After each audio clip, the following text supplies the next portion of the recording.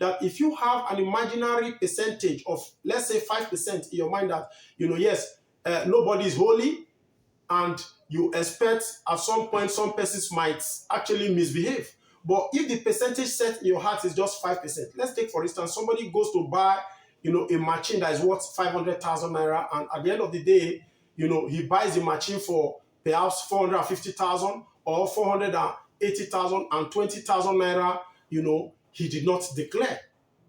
You ask yourself within yourself, if such an issue is brought to your notice, what you ask yourself is it within the ambience of my imaginary percentage? If it is within the 5%, then it becomes pardonable. Without people actually understanding your measurement scale for measuring offenses in the organization, especially financial offenses, but if it's above your scale, you can as well fire the person. So doing that will do one thing for you. And what is that? It will help to kill this excessive and obsessiveness on this issue of trust, this trust equation. Because you find out that an average capitalist in Nigeria does not even trust anybody, does not trust his workers and all that. But the truth of the matter is, in life, you just have to trust somebody, because one, everybody cannot actually be bad at the same time. That is the gospel truth. So in an organization, if you feel all your staff members are all criminals, it is not entirely true. There are still some that are good. But the fear to that is that those who are good among them, with time, might likely be tempted to toe the negative path, because they'll say, after all, boss does not even trust anybody. So you just have to exert some level of trust. So when you have this imaginary percentage in your mind, it helps to, put your mind at rest to a large extent. And you now have a measuring scale for punitive measures you met on staff who commit various levels of financial related offenses in your organization. Then the next one we'll be talking about is, we must establish some sort of system that makes work looks fun and not as punishment.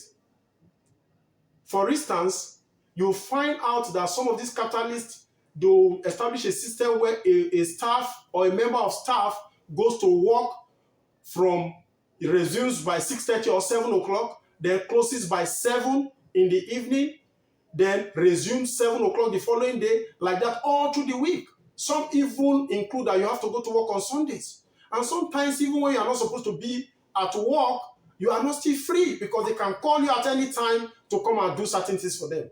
That is not fair. All this kind of attitude will keep reminding your staff on the need to keep searching for another opportunity. Hence, the tendency to see work as punishment. So we must, as a matter of urgency, treat these people very well.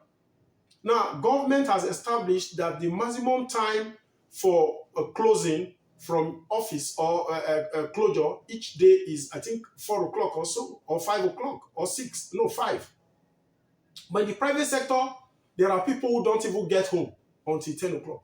Lagos, this situation is even worse in a place like Lagos. So if we continue like this, the workers will continue to see work as punishment.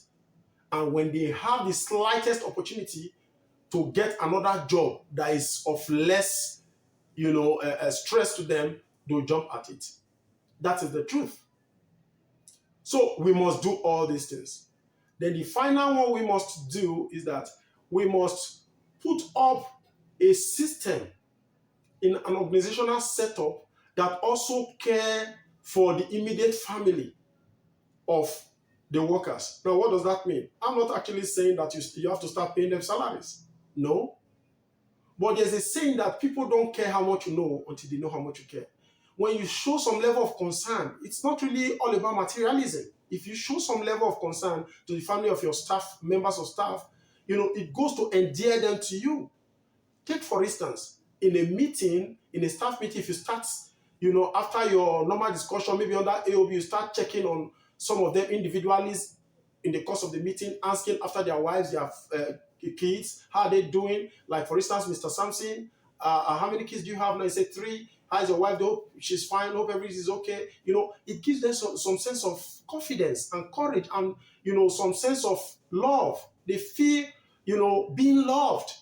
And this whole thing affects them psychologically. And once, will make them, indebted to you and want to keep working with you.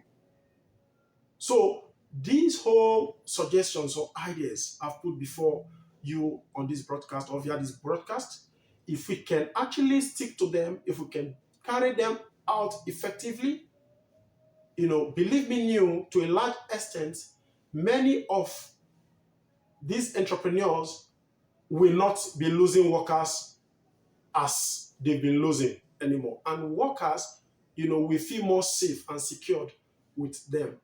Thank you very much for staying glued to me on this edition. Stay tuned and keep flying till we meet in our next edition. Please don't forget to subscribe if you've not done so, and kindly encourage your friends to subscribe. Share this video till it gets to all our entrepreneurs all over Nigeria. The workers are not slaves. They are human beings like us, and we must treat them very well. Thank you. Bye for now.